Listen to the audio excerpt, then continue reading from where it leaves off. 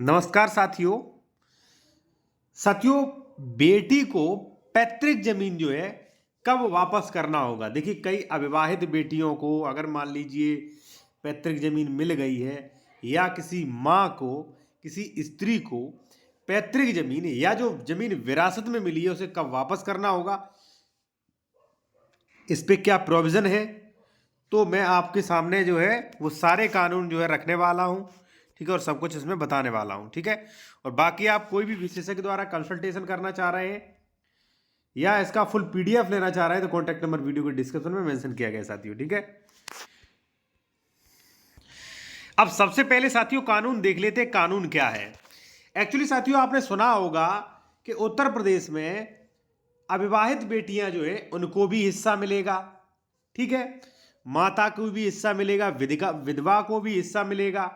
ठीक है, तो ऐसे में जिस अविवाहित पुत्री को हिस्सा मिला है, जिस विधवा को हिस्सा मिला है, विधवा चाहे माँ हो या मान लीजिए किसी की शादी हुई है, ठीक है, उसकी विधवा हो, ठीक है, तो ऐसी कंडीशन में उसका हिस्सा कब वापस चला जाएगा वो आप समझे। वो कहा गया है 109 में। क्या कहता है वो आप देखें। स्त्री वारिस के नातेदार स्त्री वारिस के नाते विरासत में हित प्राप्त करने वाली स्त्री का उत्तराधिकार, ठीक है, उसका उत्तराधिकार किस प्रकार से मिलेगा वो आप समझे। ठीक है, और साथियों मैं यहां पे कहूंगा जो भी जूनियर एडवोकेट है वो ये कोर्ट ड्राफ्टिंग नियम ई बुक देख सकते हैं। इसमें काफी चीजें मिलेंगी आपको।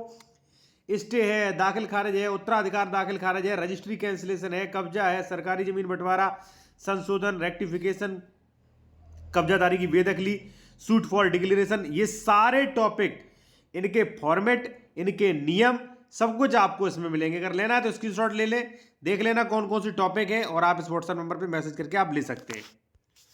तो देखिए, ये कानून कहता है साथियों कि इस संहिता के प्रारंभ होने के पूर्व या पश्चात कोई स्त्री किसी जोत, पुरुष, थर्ड जेंडर संतान, भूमिधर, आसामी या सरकारी पट्टेदार से हित विरासत में प्राप्त करती है। मान लीजिए कोई ए बंदा था, ठीक है, और ये एक्सपायर हुआ, इसकी विधवा, ठीक है ना, इसके मान लीजिए दो पुत्र थे, ए का नाम है वन, ठीक है, और इसकी एक मान लीजिए माता थी, माता का नाम मान लीजिए कुछ भी है, एफ है।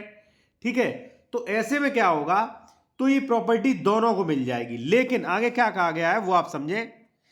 लेकिन विरासत में प्राप्त कर ले, विरासत में प्राप्त कर लिया है, ए ने भी, इसकी मां एफ ने भी। ठीक है, और ऐसी स्त्री ऐसे हित प्रारंभ होने के पश्चात मृत्यु हो जाए, ठीक है, या वह विवाह कर ले। अब देखिए यहां पे अगर इसकी माता ने विवाह कर लिया, ठीक है, सॉरी वो पुनर्विवाह कहलाएगा, या मान लीजिए किसी लड़की को मिला था उसने विवाह कर लिया, ठीक है, और इसकी माता ने पुनर्विवाह कर लिया। देखिए माता का विवाह शब्द नहीं होगा, माता पर लागू होगा पुनर्विवाह, ठीक है, क्योंकि पुनर्विवाह दूसरा विवाह कर रही है। तो ऐसी कंडीशन में कर ले तो वहां जोत में उसका हित धारा 107 112 के उपबंधों के अध्याधीन यथास्थित अंतिम पुरुष, ठीक है, भूमिधर, आसामी या सरकारी पट्टेदार के निकटतम जीवित वारिस को न्यायगत होगा।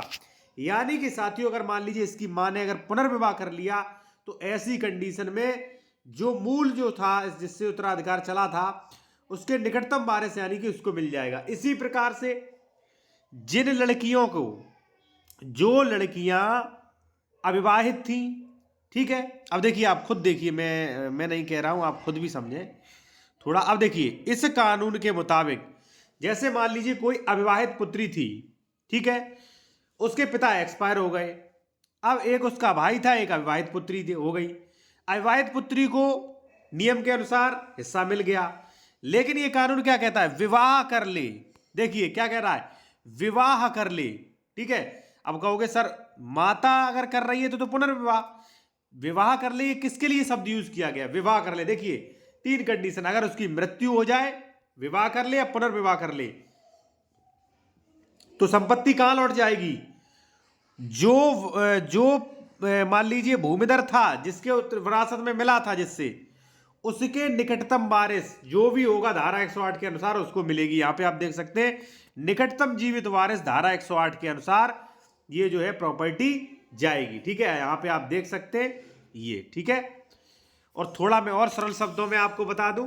ठीक है, और जो भी जूनियर एडवोकेट है वो ई बुक देख सकते हैं, इसमें काफ़ी आपको जानकारी, काफ़ी ड्राफ्टिंग, काफ़ी कानून के बारे में, जैसे मान लीजिए कोर्ट केस कहाँ करें, वाद पत्र के नियम क्या होते हैं, न्यायालय चयन कैसे करें, वाद तथ्य अनुतोष, अदालतें, धनाधिकारिकता, ये सारी चीज़ें यहाँ पे आपको मिलेंगी साथियों। ठीक है जी।